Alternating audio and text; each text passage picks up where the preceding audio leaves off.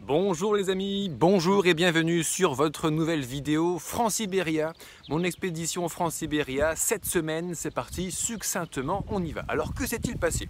J'avais annoncé à l'occasion de ma dernière vidéo, la 6e semaine, que les kilomètres allaient être au rendez-vous et effectivement, cette 7e semaine en fait s'est passée sous le signe des kilomètres et de la performance en termes d'avancée. La progression va bien, concrètement, de Nazaré à Figueira de Foz, 90 km, 3 jours, ça fait 30 km par jour. Figueira de Foz jusqu'à Aveiro, à peu près 2 jours et demi pour un kilométrage un peu inférieur. Donc voilà, les kilomètres pour cette 7e semaine. Pourquoi? Comment ça se fait? Il y a plusieurs facteurs physiques et psychologiques effectivement qui font que j'ai pu faire des kilomètres et faire une belle progression sur cette semaine maintenant ce qui est la fin de la traversée en fait du Portugal. Concrètement, première raison qui font que j'ai avalé autant de kilomètres, une raison psychologique. Psychologique, la motivation. Et oui, je vais citer un grand homme, non, je vais citer le plus grand aventurier de l'histoire de l'humanité qui est encore vivant aujourd'hui. Et oui, je vous parle bien sûr de Mike Horn. Mike Horn, qu'est-ce qu'il dit? Il dit 80% c'est dans le mental, 20% c'est dans le physique. Et effectivement, quand le mental est là, les kilomètres ça vient, quoi. Quand ça va dans la tête, ça va dans les jambes, c'est vraiment impressionnant. Donc j'ai le moral, la motivation est là, donc les kilomètres défilent sous mes jambes concrètement. Mais il n'y a pas que ça évidemment, il n'y a pas que ça. Le terrain également, le terrain se prêtait à cette performance de kilométrage. Pour ceux qui ne l'ont pas vu, je vous invite sur ma chaîne YouTube David Blondeau, hein, mon vrai prénom, mon vrai nom, à aller voir mes deux récentes vidéos, en fait France-Sibéria, l'océan vert, France-Sibéria, l'autoroute blanche. Ça vous permettra d'avoir un visuel direct sur ce que je vis et voir effectivement le terrain qui se prêtait quand même pas mal à avaler des kilomètres. Concrètement, j'étais sur pas de dénivelé, je suis sur de la dune. De la dune en pinède, ça veut dire que je progresse à peu près au niveau de la mer, à part deux sierras à 250 mètres d'altitude, c'est les seuls dénivelés que j'ai bouffés en gros dans la semaine. Et si à un moment, quand on parle de dune, vous savez, un peu comme à Fontainebleau, ça monte, ça descend, ça monte, ça descend, mais c'est pas grand chose finalement en termes de dénivelé. Donc on n'a pas de dénivelé, on a également du chemin forestier. Alors la pinède est découpée, quand on regarde sur Google Maps, c'est assez impressionnant. La pinède est vraiment découpée en fait par des chemins. Quand ils sont pile dans un axe nord-sud et que vous voulez aller directement au nord, c'est parfait, c'est l'autoroute blanche. Vous n'avez pas de temps à perdre en navigation. Vous allez tout droit vers le nord et pas de temps à perdre à faire des détours. J'ai fait une journée, je crois, à près de 35 km. J'ai pas fait 1 mètre vers l'ouest, j'ai pas fait 1 mètre vers l'est. C'était 35 km, 100% de l'énergie que j'ai dépensée dans la journée, c'était pour aller vers le nord, vers mon cap, vers mon objectif. Donc le terrain s'est prêt, effectivement. Pas de dénivelé, pas de navigation, pas de temps à perdre sur le Google Maps. Alors c'est le chemin de droite, le chemin de gauche. Il n'y en a qu'un de chemin de toute façon.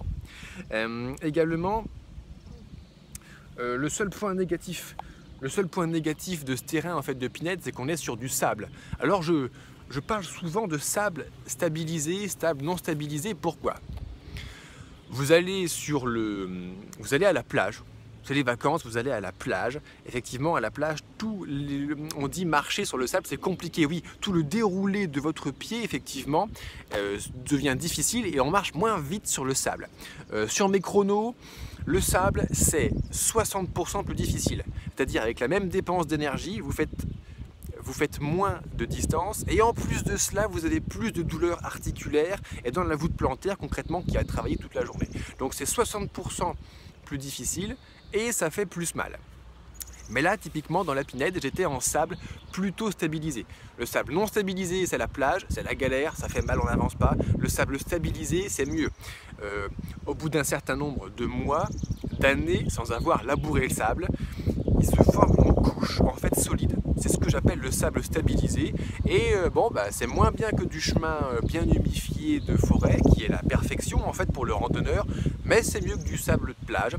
Et quand j'ai fait un petit peu de plage, effectivement, on sent tout de suite la différence. Ça, sable non stabilisé, c'était le seul tout petit point négatif du terrain. Le climat, Le climat, alors là aujourd'hui j'ai le soleil dans la gueule pour faire cette vidéo, mais globalement la semaine que je viens de vivre a été nuageuse. Parfait, c'était parfait les amis. Il n'y a pas le soleil qui me brûlait, comme ce qu'il est en train de me faire là sur la face, sur la face.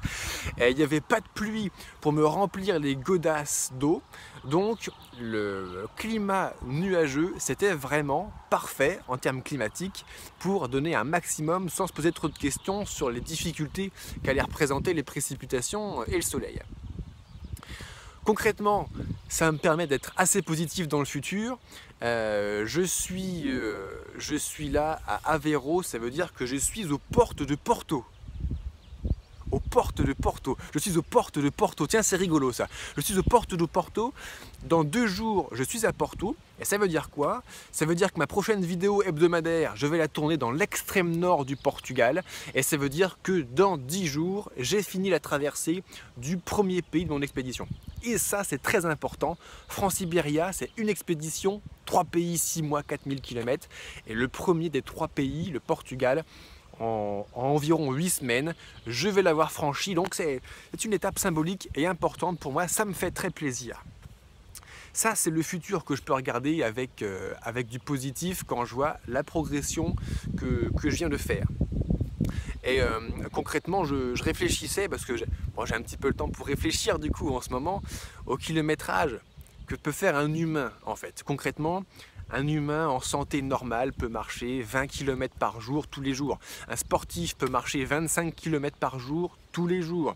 Un sportif de haut niveau ou typiquement entraîné à l'effort de randonnée peut atteindre 30 km par jour, comme ce que je viens de faire pendant quelques jours d'affilée. Et mon objectif concrètement, c'est de ne pas m'arrêter là évidemment, c'est de monter jusqu'à 40 km par jour. On parlait juste avant de Mike Horn. Mike Horn, il peut marcher pendant 2 ans un marathon par jour. Donc je pense qu'à la fin de mon expédition France-Iberia, j'aurai accumulé suffisamment de musculation, d'expérience et de robustesse pour pouvoir encaisser 40 km jour. On en reparle dans quelques mois les amis. En termes de conséquences physiques, psychologiques, on fait le point effectivement sur ces 2 choses-là habituellement. Là, la motivation. La motivation, j'ai bouffé des kilomètres, je suis motivé pour en bouffer le double, ça ne me pose pas de problème. Alors je suis un garçon encore un peu sensible, et ce qui fait que je suis encore un tout petit peu trop sensible aux facteurs exogènes pour ma motivation. Et ce qui fait qu'en fait, quand je fais des kilomètres, ça me motive, et quand je motive, je fais des kilomètres. On arrive dans un cercle vertueux comme ça, mais je pense être encore un peu trop sensible et au fait que c'est parce que j'ai fait des kilomètres que je suis motivé pour en faire beaucoup, mais c'est pas grave, c'est très bien. Donc ça, la motivation, voilà, première conséquence psychologique et une conséquence physique, alors qui date pas d'hier, mais je vais revenir dessus, les cheveux blancs. Le début de mon expédition France-Iberia m'a fait quelques cheveux blancs en plus, ma foi. C'est pas grave, c'est comme ça, mais ça c'était le stress du début en fait. Maintenant que je suis lancé, que j'ai pris mes repères, il n'y a plus de cheveux blancs, ça c'est bon.